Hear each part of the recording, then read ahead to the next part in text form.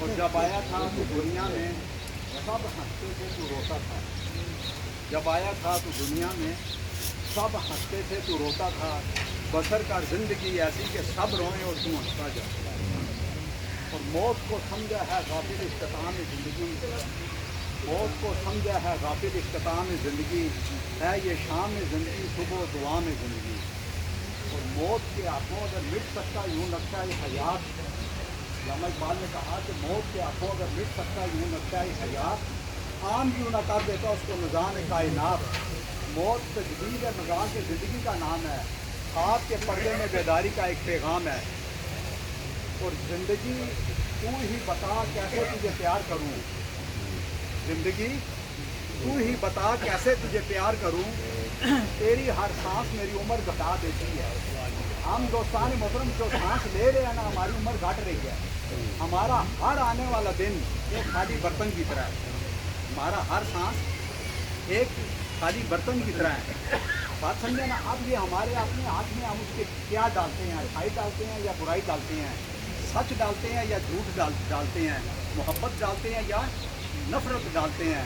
تو ہمارا ہر سانس ایک قدم ہے دوستان محترم جو ہمیں زندگی سے دور اور موت کے قریب لے کے جا رہا ہے. اس جہان اور اس جہان میں ایک سانس کا فاصلہ ہے. آیا تو یہ جہان نہ آیا تو وہ جہان. دونوں جہان بہت بڑے ہیں لیکن ایک سانس پہ کھڑے ہیں. دونوں جہان بہت بڑے ہیں لیکن ایک سانس پہ کھڑے ہیں.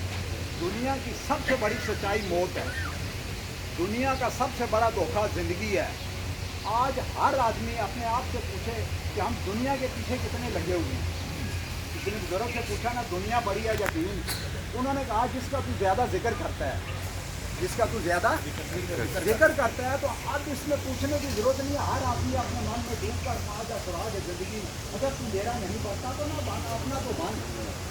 اپنا تو دوستان محترم اللہ تعالیٰ نے موت اور حیات کو اس لیے پیدا فرمایا کہ وہ ہمیں آزمائے کہ کون اچھے عمل کر کے آتا اور میری خوبصورت جنت کو پاتا ہے. مومن کی جب موت آتی ہے وہ مسکراتا ہے اس لیے کہ رب سے ملاقات کا دروازہ کھل جاتا ہے.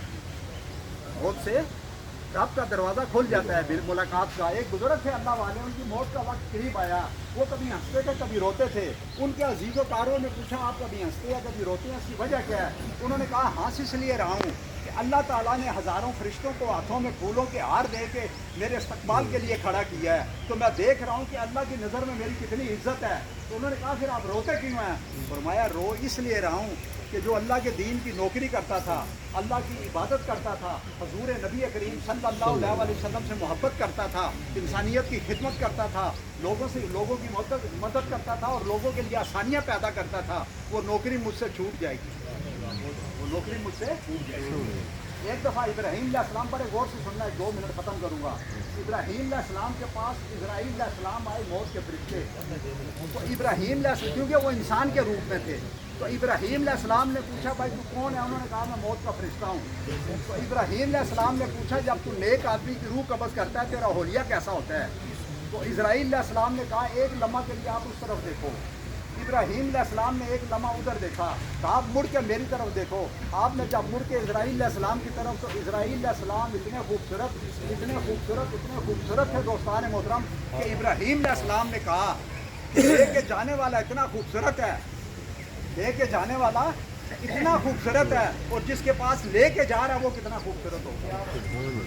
لے کے جانے والا اتنا خوبصورت ہے اور جس کے پاس لے کے جا رہا ہے وہ کتنا خوبصورت ہوگا. دوستان محترم علامہ اقبال سے کسی نے پوچھا نا کہ زندہ اور مردہ میں کیا فرق ہے؟ تو علامہ اقبال نے کہا زندہ وہ ہے جو باقی کا ذکر کرتا ہے, مردہ وہ ہے جو فانی کا ذکر کرتا ہے. دنیا فانی, اس کی ہر چیز فانی. جس نے دنیا سے دل لگایا وہ فنا ہو گیا, جس نے دنیا والے سے دل لگایا وہ باقی ہو. دنیا والے سے دل لگایا وہ باقی ہو گیا. یہ دوستان محترم دنیا کی ہر چیز ناقص ہے. دنیا کی ہر چیز ناقص ہے. آخرت کی ہر چیز خالص ہے. دنیا کی صحت کے ساتھ بیماری ہے, جوانی کے ساتھ بڑھاپا ہے, خوشی کے ساتھ غم ہے, امیری کے ساتھ غریبی ہے, عروج کے ساتھ زوال ہے, اور زندگی کے ساتھ موت ہے. آخرت میں صرف زندگی ہوگی, موت نہیں ہوگی. خوشی ہوگی, غم نہیں ہوگا. صحت ہوگی, بیماری نہیں ہوگی. جوانی ہوگی, بڑھاپا نہیں ہوگا. بات سمجھ رہے ہیں نا. دنیا ناقص ہے.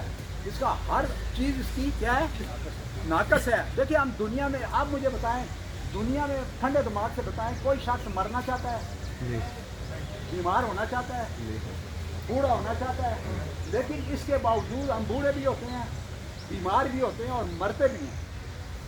بات سمجھے نا بات صرف یہ ہے کہ جس کی اللہ کے ساتھ تار جڑ گئی.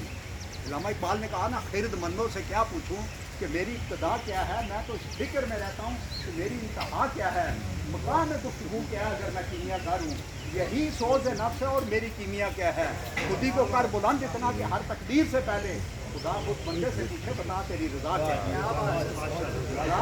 کیا ہے. تو دوستان محترم علامہ اقبال سے کسی نے پوچھا آپ کو پتہ ہے علامہ اقبال کی بات ستاروں کے اوپر سے شروع ہوتی ہے ہماری ساری باتیں ستاروں کے نیچے ختم ہو جاتی ہیں. تو علامہ اقبال سے کسی نے پوچھا کہ قبر میں کیڑے پڑ جاتے ہیں قبر میں کیڑے پڑ جاتے ہیں یہ آج تک ہم سنتے آئے ہیں. تو علامہ اقبال نے کہا خراب چیز کو کیڑے پڑتے ہیں صاف چیز کو کیڑے نہیں پڑتے. صاف چیز کو کیڑے خراب چیز کو کیڑے پڑتے ہیں. پھر اقبال سے کسی نے پوچھا جہنم میں بڑی آگ ہوگی ہم تو یہی سنتے آئے ہیں نا جی لیکن اقبال کی بات سنیں جس کی بات ستاروں کے اوپر سے شروع ہوتی ہے. تو اقبال نے کہا جہنم میں آگ واگ کوئی نہیں ہے میں دیکھ کے آیا ہوں وہاں ہر آدمی اپنے حصے کی آگ لے کے جائے گا. ہر آدمی اپنے حصے کی دنیا دوستان محترم کام کی جگہ ہے قبر آرام کی جگہ ہے اور جنت انعام کی جگہ ہے جنت. تو بس اس کے ساتھ دوستان محترم زندگی میں ایک دوسرے سے ملتے جلتے رہا کریں ایک دوسرے کے دکھ درد میں شریک ہوتے رہا کریں ایک دوسرے سے بات چیت کرتے رہا کریں. نہ جانے زندگی میں کون سی بات آخری بات ہو کون سی رات آخری رات ہو پیار اور محبت سے رہا کریں نہ جانے کون سی ملاقات آخری ملاقات ہو. بس زندگی کا ہر لمحہ اچھی باتوں اور اچھے کاموں میں گزار دیں. زندگی ختم ہو جائے گی لیکن اچھی باتیں اور اچھے کام ہمیشہ زندہ رہیں گے. علامہ اقبال نے کہا نا میں دنیا سے چلا جاؤں گا لیکن لوگوں کے دلوں سے نہیں جاؤں گا ایسے الفاظ چھوڑ کے جاؤں گا کہ لوگ قیامت تک مجھے اچھے الفاظ سے یاد کریں گے. آج مجھے بتائیں لوگ اقبال کو اچھے الفاظ سے یاد کر رہے ہیں یا نہیں. آپ اس کے مزار پہ جا کے دیکھیں چار زندہ صحت مند پڑھے لکھے ڈگریاں لے کے آدمی پہرا دے رہے ہیں یا نہیں جی دے رہے ہیں یا نہیں بتائیں نا دے رہے ہیں نا. تو مقصد اقبال نے کہا کہ دلوں میں رہنا سیکھیں گھروں میں تو ہر کوئی رہتا ہے جو دلوں میں رہتے ہیں وہ کبھی نہیں مرتے جو گھروں میں رہتے ہیں وہ مر جاتے ہیں.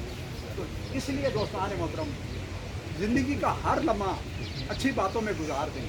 بس اس شعر کے ساتھ کوئی بان گیا رونق اکھیاں دی کوئی چھوڑ کے شیش محل چلیا کوئی پلیا ناز سے نفریاں بھی کوئی ریت گرم کے ٹر چلیا تو بھول گیا مقصد آمن دا تو کر کے مقصد حل چلیا اتنے فرید ہر کوئی مسافر ہے تو اج چلیا تو کل چلیا.